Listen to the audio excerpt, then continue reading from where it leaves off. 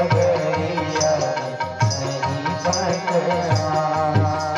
जय रघुनंदन जय अविनाशी, जय रघुनंदन जय अविनाशी, जय रघुनंदन जय अविनाशी, जय रघुनंदन जय अविनाशी, जय मुरलीधर कण कणवासी, जय मुरलीधर कण कणवासी, जय मुरलीधर कण कणवासी, जय मुरलीधर कण कणवासी, दुख भंजन दीनन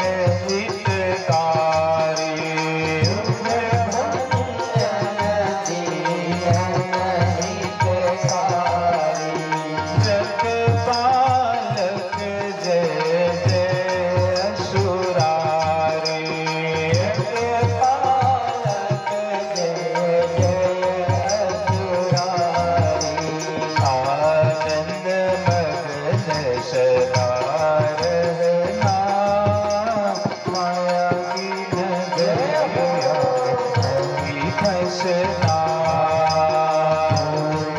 गोपाल बोलो रंजना, माया की नगरिया नहीं फसना। गोविंद गोपाल बोलो रसना, माया की नगरिया में नहीं फसना। गोविंद गोपाल बोलो रसना, माया की नगरिया नहीं फसना।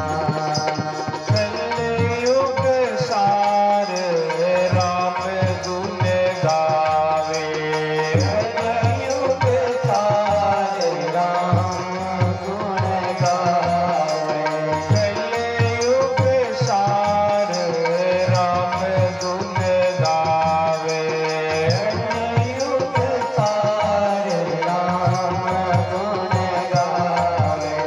प्रेम से भजत राम गति पावे, प्रेम से भजत राम गति पावे, प्रेम से भजत राम गति पावे, प्रेम से भजत राम गति पावे। हमरो एक अरज सुनो स्वामी, हमरो एक अरज सुनो स्वामी, शरण रखो नित अंतरयामी,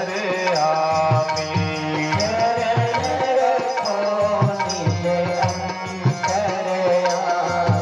निरंजन पल का यहाँ रहना, माया की नगरिया में नहीं फसना। गोविंद गोपाल बोलो रंजना, माया की नगरिया नहीं फसना। गोविंद गोपाल बोलो रसना,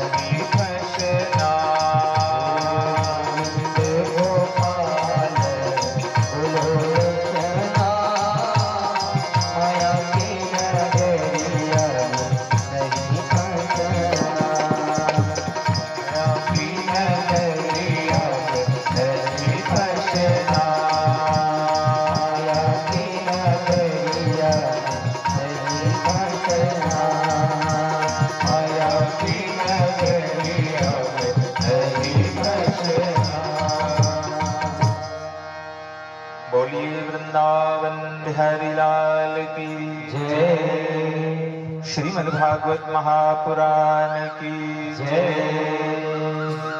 गीता महारानी की जय। श्री व्यास भगवान की जय।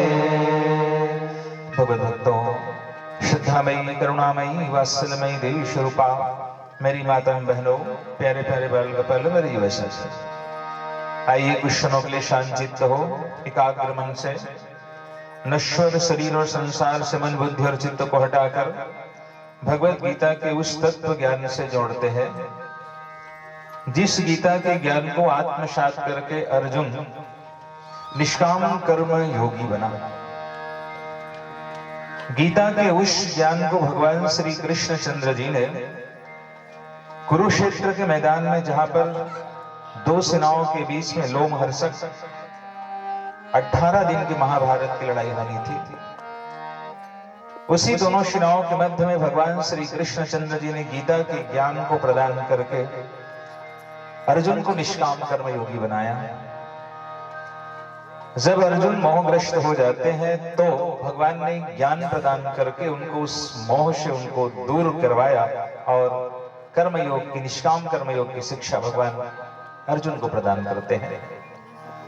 देखिए, जब पांडवों का अज्ञातवास, वनवास समाप्त हो गया, भगवान श्री कृष्ण चंद्र जी स्वयं पांडवों के दूत बनकर के हस्तिनापुर आए। दुर्योधन और धृतराष्ट्र ने भगवान के स्वागत के लिए बहुत सारी तैयारियां की थी।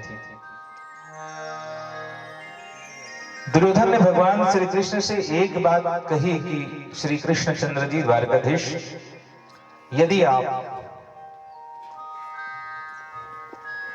महाराज पांडवों के दूत बन करके आए हैं तो मैं आपका स्वागत नहीं कर पाऊंगा, लेकिन अगर कहीं आप द्वारकाधीश की हैसियत से आए हैं तब तो महाराज मैं आपका स्वागत करूंगा। भगवान ने कहा, दुर्योधन, मैं पांडवों का दूत बन करके आया हूं, द्वारकाधीश की हैसियत से बैठे नहीं आया हूं। दुर्योधन ने कहा, महाराज क्षमा करें, मैं आपका स्वागत नहीं कर पाऊंगा। भगवान ने कहा, मैं अपने मान अपमान को तो एक तरफ रख चुका हूं दुर्योधन, मैं मान अपमान से परे हूं। जैसे आपने देखा होगा कि हाथी अगर आ जाए तो जितने हाथी को प्रणाम करते हैं ना, उतने उनके पीछे भौंकने वाले भी होते हैं। तो हाथी जो है वो प्रणाम करने वाले के आगे रुकता नहीं है और भौंकने वाले के पीछे देखता नहीं है। निंदा स्तुति उभय सम ममता मम पद कंज, महाराज मानस में लिखते हैं। भगवान ने कहा, दुर्योधन, मुझको मान अपमान का कोई भय नहीं है। निंदा स्तुति उभय सम, सुख दुखे शमय कृत्वा लाभा लाभो जय जयो। दुर्योधन, मैं अपने मान सम्मान को एक तरफ छोड़ करके आया हूं, पांडवों का दूत बनकर के आया हूं। बोले, महाराज कदाचित मैं आपका स्वागत नहीं कर पाऊंगा। भगवान ने कहा, कोई बात नहीं, मैं स्वागत कराने भी नहीं आया हूं दुर्योधन तुम्हारे राज्य में, तुम्हारी सभा में। मैं तो केवल पांडवों का प्रस्ताव लेकर के तुम्हारे पास आया। दुर्योधन कहते, महाराज क्या प्रस्ताव लाए? भगवान ने कहा, दुर्योधन, पांडवों का अज्ञातवास और वनवास समाप्त हो गया है। तुमने जो वनवास दिया था, अज्ञातवास दिया था, वो समाप्त हो गया है। अब उनका राज्य वापस कर दो। कहा, महाराज नहीं। भगवान ने कहा, क्या उनका राज्य वापस नहीं करोगे? बोले, नहीं। चल, अगर पूरा राज्य वापस नहीं करते दुर्योधन तो आधा राज्य ही वापस कर दो, मैं संतोष कर लूंगा उनसे। महाराज नहीं। 5 गांव ही दे दो रे दुष्ट। कहा, महाराज बिल्कुल नहीं। अरे चल 5 घर ही दे दे पांडवों को, मेरे ओर से पांडव संतोष कर लेंगे। महाराज, आप 5 घर की बात करते हो? जब तक युद्ध नहीं होगा मैं सुई की नोक के बराबर जमीन देने वाला नहीं। भगवान ने कहा, ठीक है दुर्योधन, मैं शांति का दूत बन करके आया हूं, लेकिन एक बात याद रखना, मैं क्रांति की बिगुल बजा करके जा रहा हूं। होता है खून खराबा तो एक बार हो जाने दो, अब बार की लड़ाई होगी। अभी तक तो हमने बड़े शांति से बात की है, लेकिन एक कहावत है ना, सठे साठ्यम समाचरेत। एक कहावत आपने और सुनी है कि अगर सीधी उंगली से घी ना निकले तो क्या करनी पड़ती है? उंगली टेढ़ी करनी पड़ती है। भगवान ने कहा अब सीधी उंगली से घी नहीं निकलने वाली है, अब तो ऐसा लग रहा है उंगली टेढ़ी ही करनी पड़ेगी। ठीक है दुर्योधन, अगर तुम युद्ध ही चाहते हो तो पांडव भी कायर नहीं है, वो तो शूरवीर है और 5 पांडव को दुनिया की कोई ताकत नहीं हरा पाएगी, क्योंकि सत्य धर्म और न्याय के पक्ष में है। ठीक है, अगर तुम युद्ध चाहते हो तो मैं इस प्रस्ताव को स्वीकार करता हूं। अरे जब साक्षात भगवान समझा रहे हैं दुर्योधन को तो नहीं समझ पाया, तो बता उनको और कौन समझा पाएगा।